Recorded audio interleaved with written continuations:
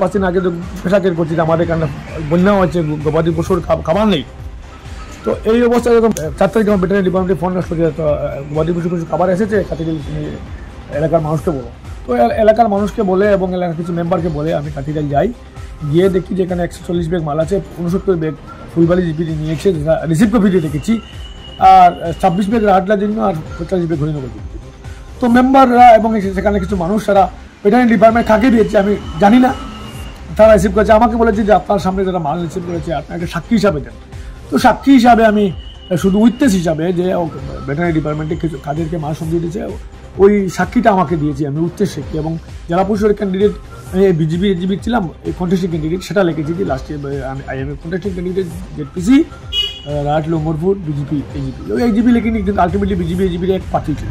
যাই হোক, তারপরে সব মেম্বাররা রাটলা জিবির 5 ওয়ার্ডের মেম্বার ছিল, ওরা 5 ওয়ার্ডের মাল নিয়ে গেছে, 5 ওয়ার্ডে 26 ব্যাগ ডিস্ট্রিবিউট করেছে, মাস্টারদের সঙ্গে ডিস্ট্রিবিউট করেছে, ওদের সব কিছু মাস্টারের সঙ্গে নিয়ে ওদের যেটা বলে ঠিক করেছে, ডিস্ট্রিবিউশনের ফটো আছে, ভেটেরিনারি ডিপার্টমেন্টের সঙ্গে দিয়েছে। আমি মাল রিসিভ করিনি, রিসিভ করা তো আমার প্রস্তুতি উঠে না, শুধু সাক্ষী দিয়েছি যে আমাকে বলেছে ওদেরকে সাক্ষী দিয়ে আপনার সামনে মাল দিয়েছি।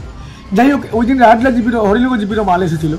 তো হরিনগর জিপির মাল যখন এসেছে বাকি ওয়ার্ড মেম্বারগুলো গিয়েছে, কেন বন্যা প্লাবিত ছিল, অন্য জায়গায় মাল রাখা জায়গা নেই, শিবির ছিল, আমার গোটের সামনে মাল আমি সব মেম্বাররা মাল নিয়েছে এবং ডিস্ট্রিবিউট করেছে। একটা মেম্বার আসতে পারেনি, শুধু ওকে ফোন করা হচ্ছে, আমার ফোনে রেকর্ডিং আছে, ও বলছে দাদা আজকে আমি যেতে পারবো না, আমার মাল রাখার জায়গা নেই, আপনার বাসা উঁচা আছে, বাড়ির সামনে রেখে দেন, আমি কালকে মাস্টারদের সঙ্গে নিয়ে মালটা নিয়ে যাবো।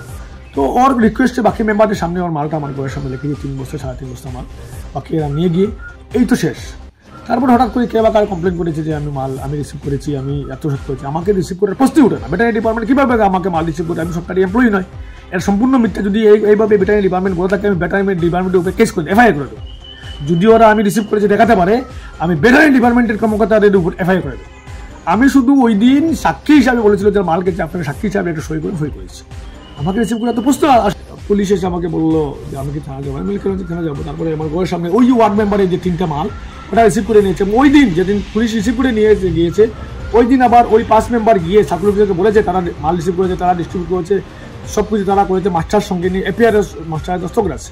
আর ওই গ্রুপ মেম্বারও গিয়ে বলেছে সার্কুল অফিসের সামনে ভিডিও আছে আমি আগের দিন কল রেকর্ডিং করেছিলাম যে মাল নেওয়ার জন্য, ওই কল রেকর্ডিংটাও আছে এবং ভিডিওর সামনে গিয়ে বলেছে যে ওই মালটা আমার ছিল, আমি দাদাকে বলে এখানে রিকোয়েস্ট করে গেছিলাম মাস্টার না পাওয়ার জন্য।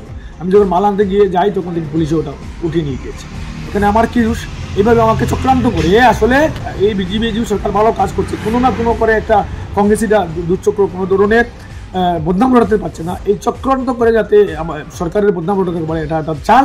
এদের বিরুদ্ধে আমি এফআইআর করবো এবং ভেটেরিনারি ডিপার্টমেন্টের এফআইআর করবো যদি ওরা বলে আমি রিসিভ করেছি।